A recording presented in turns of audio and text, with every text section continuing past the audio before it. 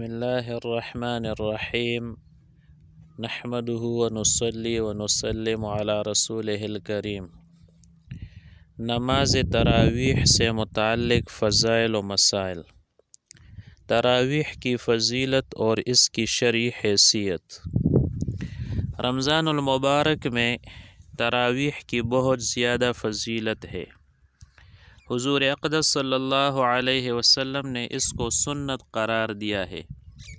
اس لیے حضرات فقہائے کرام فرماتے ہیں ہر عاقل بالغ مرد اور عورت کے ذمے تراویح پڑھنا سنت مؤکدہ ہے، اور مسجد میں جماعت کے ساتھ ادا کرنا سنت مؤکدہ علی الکفایہ ہے۔ جس طرح مردوں کے لیے تراویح پڑھنے کا اہتمام ضروری ہے، اسی طرح خواتین کے لیے بھی تراویح کا اہتمام ضروری ہے۔ بعض خواتین تراویح کو اہمیت نہیں دیتی، بلکہ معمولی بہانوں سے اس کو ترک کر دیتی ہے یا مکمل 20 رکعت ادا نہیں کرتی۔ ان کا یہ طرز عمل ہرگز درست نہیں۔ تراویح چونکہ سنت مؤکدہ ہے، اس لیے بلا عذر اسے چھوڑنا گناہ ہے۔ تراویح کا وقت۔ یکم رمضان المبارک کی رات سے تراویح کا وقت شروع ہو جاتا ہے اور ماہ رمضان کے آخری رات تک رہتا ہے، یعنی رمضان کی ہر رات تراویح پڑھنا سنت مؤکدہ ہے۔ تراویح کا وقت عشاء کی فرض نماز کے بعد سے شروع ہوتا ہے اور فجر تک رہتا ہے۔ فجر کا وقت داخل ہوتے ہی تراویح کی نماز کا وقت ختم ہو جاتا ہے۔ اس لیے اگر کسی شخص نے فجر سے پہلے تراویح نہیں پڑھی تو فجر کے بعد اس کی قضا نہیں، البتہ بلا عذر تراویح ترک کرنے پر استغفار کرنا چاہیے۔ جس شخص سے تراویح کی 2 یا زیادہ رکعت چلی جائے تو اگر نماز وتر سے پہلے ان کو ادا کرنے کا موقع مل رہا ہے تو نماز وتر سے پہلے ہی ادا کر لے، ورنہ نماز وتر کے بعد فجر سے پہلے کسی بھی وقت ادا کر لے۔ تراویح ادا کرنے کے بعد معلوم ہوا کہ عشاء کی نماز فاسد ہو چکی ہے، یعنی تراویح ادا کر لی اور اس کے بعد اس کو پتہ چلا کہ عشاء کی نماز کسی وجہ سے فاسد ہو چکی تھی، تو پھر ایسی صورت میں عشاء کی نماز کے ساتھ ساتھ تراویح بھی دوبارہ ادا کرنی ہوگی۔ تراویح کی رکعات۔ تراویح 20 رکعت ہی سنت ہے۔ حضور اقدس صلی اللہ علیہ وسلم نے 20 رکعت تراویح ادا فرمائی ہے، جیسا کہ مصنف ابن ابی شیبہ میں یہ حدیث شریف ہے کہ ان ابن عباس رضی اللہ تعالی عنہما ان رسول اللہ صلی اللہ علیہ وسلم كان يصلي في رمضان 20 رکعتا والوتر۔ 20 رکعت تراویح حضرات صحابہ کرام سے بھی ثابت ہے، اور یہی چاروں ائمہ کرام اور جمہور امت کا مذہب ہے، اور 1400 سالوں سے امت کا تعامل اسی کے مطابق ہے۔ تو اس سے معلوم ہوا کہ تراویح 8 رکعت نہیں، اور نہ ہی اس کا کوئی ٹھوس ثبوت ہے، بلکہ 20 رکعت سے کم تراویح پڑھنا سنت ہی نہیں، اس لیے 8 رکعت تراویح پڑھنے سے اجتناب کرنا چاہیے۔ ہر 4 رکعت کے بعد وقفہ کرنا۔ ہر 4 رکعت تراویح کے بعد وقفہ کرنا، یعنی اتنی دیر بیٹھنا جتنی دیر میں یہ 4 رکعت ادا کی ہے۔ البتہ اگر مقتدی حضرات کی تنگ دلی کی وجہ سے اس سے کم مقدار وقفہ کر لیا جائے تب بھی جائز ہے، اور اگر بالکل وقفہ ہی نہ کرے تب بھی کوئی حرج نہیں۔ 4 رکعت تراویح کے بعد وقفے کے درمیان مخصوص تسبیح پڑھنے کا حکم۔ 4 رکعت تراویح کے بعد کیے جانے والے وقفے میں شریعت نے کوئی خاص عمل سنت یا لازم قرار نہیں دیا، اور نہ ہی روایات سے کوئی مخصوص عمل ثابت ہے، اس لیے کسی خاص عمل کو ہی سنت ثابت یا لازم قرار دینا ہرگز درست نہیں، بلکہ ہر ایک کو اختیار ہے، چاہے ذکر کرے، دعا کرے، استغفار کرے، درود شریف پڑھے یا ویسے ہی خاموش رہے، یہ سب جائز ہے۔ تراویح کے وقفے میں مخصوص وہ دعا جو آج کل مشہور ہے، اس کا پڑھنا ہی قرآن و سنت سے ثابت نہیں، اس لیے اس کو سنت یا مستحب نہیں قرار دیا جا سکتا۔ تاہم مروجہ تسبیح تراویح کے الفاظ اللہ تعالیٰ کی حمد و ثنا کے عظیم الشان کلمات ہے، سنت اور لازم سمجھے بغیر انہیں پڑھنے میں کوئی حرج نہیں ہے۔ تراویح کے لیے نیت کرنے کا حکم۔ تراویح کی نماز کے لیے نیت کرنا فرض ہے۔ نیت کے بغیر تراویح درست نہیں۔ البتہ یہ بات سمجھ لینی چاہیے کہ نیت در حقیقت دل کے ارادے اور عزم کا نام ہے، اس لیے دل میں نیت کر لینا کافی ہے، زبان سے نیت کے الفاظ ادا کرنا ضروری نہیں۔ البتہ اگر کوئی شخص زبان سے بھی ادا کر لے تب بھی درست ہے۔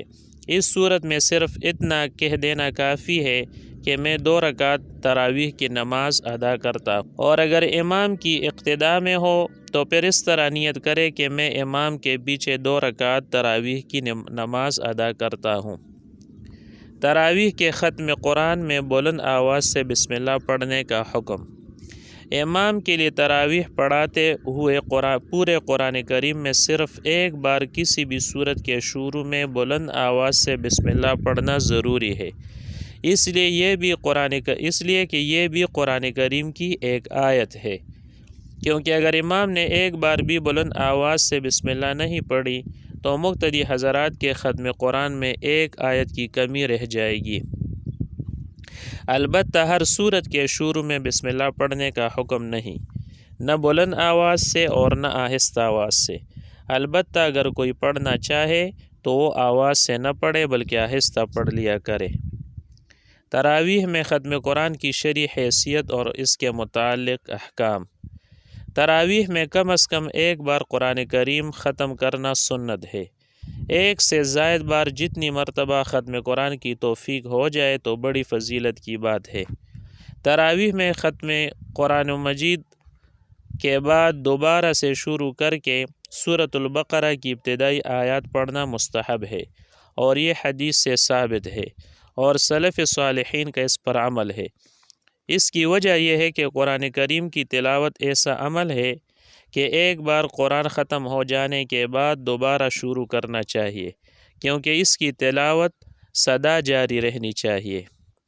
گویا اس سے اشارہ اس بات کی طرف ہے کہ ہم نے قرآن کریم ختم کر کے دوبارہ شروع کر لیا ہے، اور یہی قرآن کی عظمت کا تقاضا بھی ہے۔ البتہ اس کو ضروری قرار دینا درست نہیں۔ اگر کوئی شخص یہ ابتدائی آیات نہ پڑھے تو اس میں کوئی حرج نہیں، اور ایسا شخص ہرگز قابل ملامت نہیں۔ ختم قرآن کے موقع پر دعائیں قبول ہوتی ہے، اس لیے دعاؤں کا خصوصی اہتمام کرنا چاہیے۔ ختم تراویح کے ختم کے موقع پر مٹھائی وغیرہ تقسیم کرنے کا حکم۔ ختم قرآن کے موقع پر دلی خوشی کے ساتھ شرعی حدود کا خیال رکھتے ہوئے مٹھائی تقسیم کرنا جائز ہے، البتہ اس کو سنت یا ضروری نہ سمجھا جائے، اس لیے زبردستی چندہ نہ کیا جائے اور مسجد کے آداب کا خصوصی خیال رکھا جائے۔ بصورت دیگر اس سے اجتناب کرنا ضروری ہے۔ فاسد ہو جانے والی تراویح میں کی گئی تلاوت کا حکم۔ تراویح کی جو رکعت فاسد ہو جائے تو اس میں پڑھا گیا قرآن دوبارہ دہرایا جائے گا۔ مسجد کے علاوہ دیگر جگہوں میں تراویح کی جماعت کا حکم۔ اگر مسجد میں تراویح کی جماعت ہوتی ہو تو ایسی صورت میں مسجد کے علاوہ کسی گھر یا دفتر وغیرہ میں باجماعت تراویح پڑھنا بھی جائز ہے، البتہ ایسی صورت میں مسجد کے ثواب سے محرومی رہے گی۔ نیز ایسی صورت میں صرف فرائض مسجد میں جماعت کے ساتھ ادا کر لیے جائیں، اور تراویح دیگر مقامات میں۔ ایک ہی مسجد میں تراویح کی ایک سے زائد جماعتوں کا حکم۔ عام حالات میں تو حکم یہی ہے کہ مسجد میں تراویح کی ایک ہی جماعت ادا کی جائے، البتہ کسی ضرورت کے پیش نظر ایک مسجد میں مختلف مقامات میں تراویح کی ایک سے زائد جماعتیں کرانا جائز ہے، البتہ اس میں ان باتوں کی رعایت ضروری ہے۔ نمبر 1، مسجد میں ایک سے زائد جماعتوں کا انعقاد کسی نفسانیت، مخالفت یا فتنہ پروری جیسے مذموم مقاصد کی وجہ سے نہ ہو۔ نمبر 2، آواز ٹکرانے یا اس جیسے دیگر امور کی وجہ سے جماعتوں میں خلل پیدا نہ ہوتا ہو۔ خواتین کے لیے تراویح کے لیے مسجد جانے کا حکم۔ خواتین کے لیے تراویح پڑھنے کی غرض سے مسجد جانا درست نہیں، بلکہ انہیں گھر ہی میں تراویح ادا کرنی چاہیے اور یہی ان کے لیے افضل ہے۔ چنانچہ حدیث شریف میں ہے کہ حضور اقدس صلی اللہ علیہ وسلم نے ارشاد فرمایا، عورت کے لیے صحن میں نماز پڑھنے سے زیادہ افضل یہ ہے کہ وہ کمرے میں نماز پڑھے، اور کمرے میں بھی زیادہ افضل یہ ہے کہ وہ کسی کونے اور پوشیدہ جگہ میں نماز ادا کرے۔ یہ حکم فرض نماز کے بارے میں ہے۔ تراویح تو سنت مؤکدہ ہے، تو اس میں اس بات کی اور زیادہ تاکید آ جائے گی۔ خلاصہ کلام یہ کہ جمہور فقہاء کرام کے نزدیک کئی مفاسد کی بنا پر خواتین کو نماز تراویح کے لیے مسجد جانے کی ترغیب دینا یا ان کے لیے وہاں انتظام کرنا کسی طور پر مناسب نہیں ہے۔ خواتین کے لیے گھر میں تراویح کی جماعت کا حکم۔ خواتین کے لیے تراویح کی جماعت سنت نہیں، اس لیے وہ گھر ہی میں تنہا تراویح ادا کرے۔ البتہ اگر گھر میں شرعی حدود کے ساتھ کسی محرم یا غیر محرم مرد امام کی اقتداء میں باجماعت تراویح ادا کرنے کا صحیح انتظام ہو سکتا ہو تو اس کی گنجائش ہے۔ شرعی حدود سے مراد یہ ہے کہ امام مرد فرض نماز مسجد میں ادا کر کے آئے، اس کے ساتھ گھر کے دیگر مرد بھی ہو، اور ان مردوں کے صف کے پیچھے موٹا پردہ ہو، اس کے پیچھے عورتیں کھڑی ہو، عورتیں اپنی آواز پر کنٹرول رکھے، مرد عورتوں کی آمد و رفت ایک طرف سے اور ایک وقت میں نہ ہو کہ اختلاط لازم آئے، عورتوں کو اس مقصد کے لیے جمع کرنے کی تحریک لازم نہ آئے۔ تراویح کی امامت کرنے والے سے متعلق مسائل۔ نمبر 1، اگر کوئی شخص داڑھی ایک مچھ سے کم کرتا ہو تو اس کو امام بنانا جائز نہیں، اور اگر کوئی حافظ صرف رمضان سے پہلے داڑھی ایک مچھ سے کم کرنے سے توبہ کر لے تو بھی جب تک ایک مچھ داڑھی پوری نہ ہو اس کو امام بنانا مکروہ ہے۔ نمبر 2، اگر کوئی حافظ داڑھی ایک مچھ سے کم کرتا ہو اور اس کے علاوہ کوئی اور صالح متبع شریعت حافظ میسر نہ ہو جو کہ ختم قرآن کرا سکے، تو ایسی صورت میں ایسے حافظ کے پیچھے تراویح نہ پڑھی جائے بلکہ کسی اور مناسب شخص کی اقتداء میں آخری صورتوں کے ساتھ مختصر تراویح ادا کی جائے۔ نمبر 3، امام صحیح العقیدہ ہو، جس امام کا عقیدہ اہل سنت والجماعت کے خلاف ہو تو اسے امام نہ بنایا جائے۔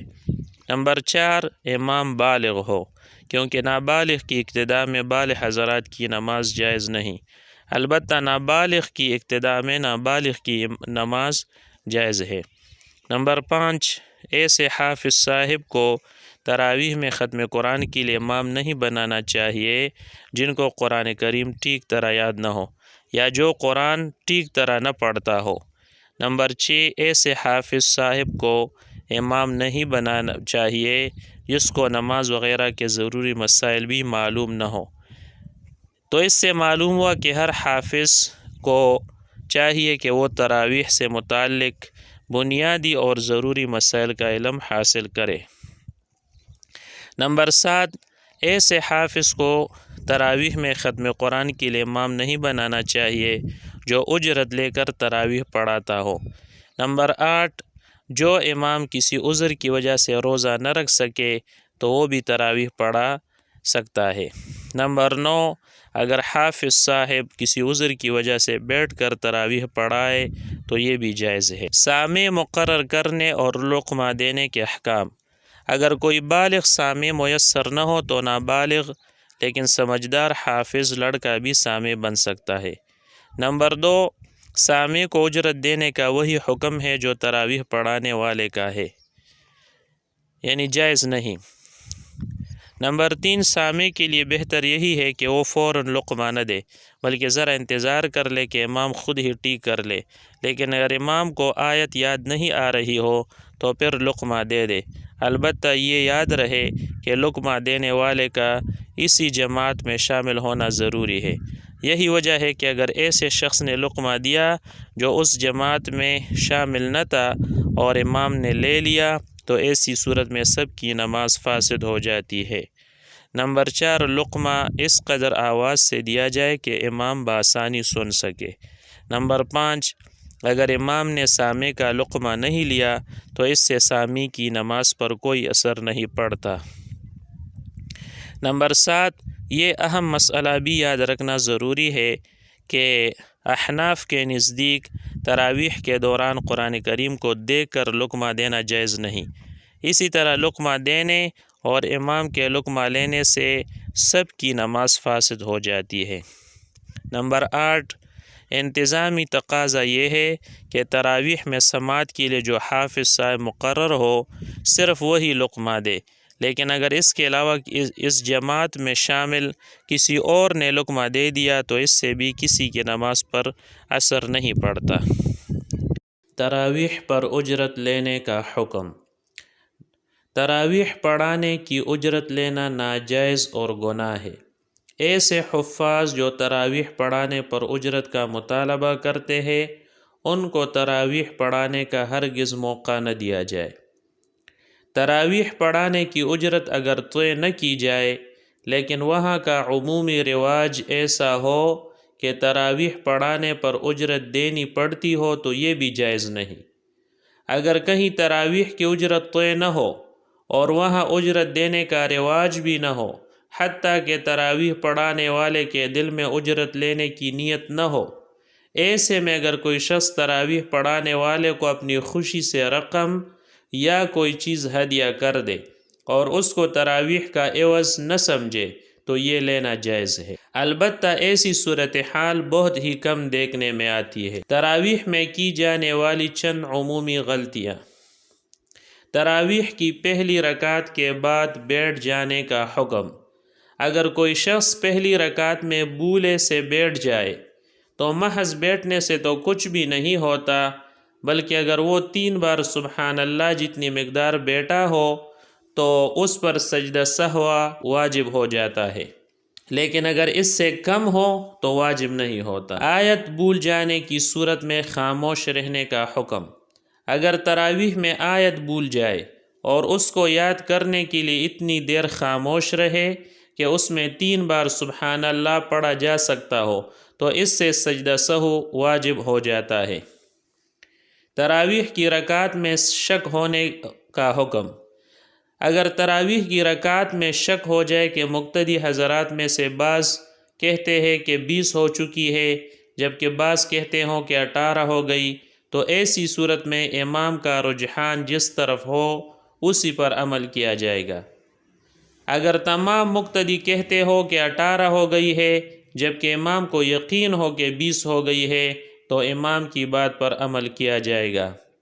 اگر سبھی کو شک ہو کہ 20 ہوئی یا 18 تو ایسی صورت میں 2 رکعت تراویح کی نیت سے بغیر جماعت کے ادا کی جائیں گی۔ تراویح میں تیسری رکعت کے لیے کھڑے ہو جانے کا حکم۔ اگر کوئی امام 2 رکعت تراویح ادا کر کے تیسری رکعت کے لیے کھڑا ہو جائے تو اس کی 2 صورتیں ہیں۔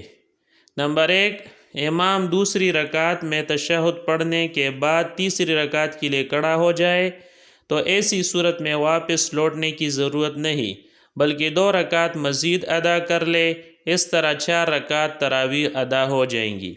نمبر 2، اگر امام دوسری رکعت میں نہ بیٹھے بلکہ کھڑا ہی ہو جائے تو اس کو چاہیے کہ تیسری رکعت کا سجدہ کرنے سے پہلے قاعدے کی طرف لوٹ آئے اور آخر میں سجدہ سہو کر لے تو نماز درست ہو جائے گی۔ لیکن اگر اس نے تیسری رکعت کا سجدہ بھی کر لیا تو اب اس کو چاہیے کہ اس کے ساتھ ایک اور رکعت بھی ملا لے تاکہ 4 رکعت ہو جائے۔ اس صورت میں پہلی 2 رکعت تو باطل ہو جائیں گی اور آخری 2 رکعت درست شمار ہوں گی، جس کی وجہ سے پہلی 2 رکعت دوبارہ ادا کرنی ہوگی اور اس میں جو قرآن کریم پڑھا ہے وہ بھی دوبارہ دہرانا ہوگا۔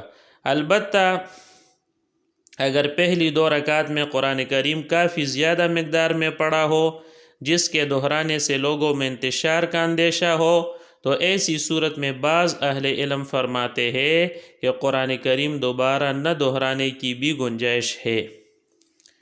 مقتدی کے تشہد مکمل کرنے سے پہلے امام کے سلام پھیرنے کا حکم۔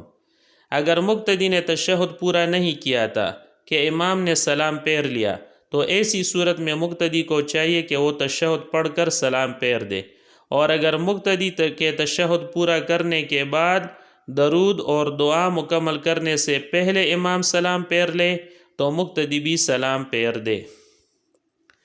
تراویح کے بعد دعا کا شرعی حکم۔ 20 رکعت تراویح مکمل ہو جانے کے بعد بھی دعا کرنا جائز، بلکہ بعض کے نزدیک مستحب ہے، کیونکہ 20 رکعت پورے ہونے پر قرآن کریم کے ایک مقررہ حصے کی تلاوت پوری ہو جاتی ہے، اور تلاوت کے بعد کی گھڑی قبولیت کی گھڑی ہوتی ہے، اس لیے دعا کرنا بہتر ہے۔ البتہ اس کو بھی شرعی حدود میں رکھنا چاہیے۔ اس کو لازم اور ضروری سمجھنا اور دعا نہ کرنے والے کو ملامت کرنا ہرگز درست نہیں، اور اگر کہیں وطروں کے بعد دعا کی جاتی ہے تو اس کی بھی گنجائش ہے۔ وآخر دعوانا ان الحمد للہ رب العالمین۔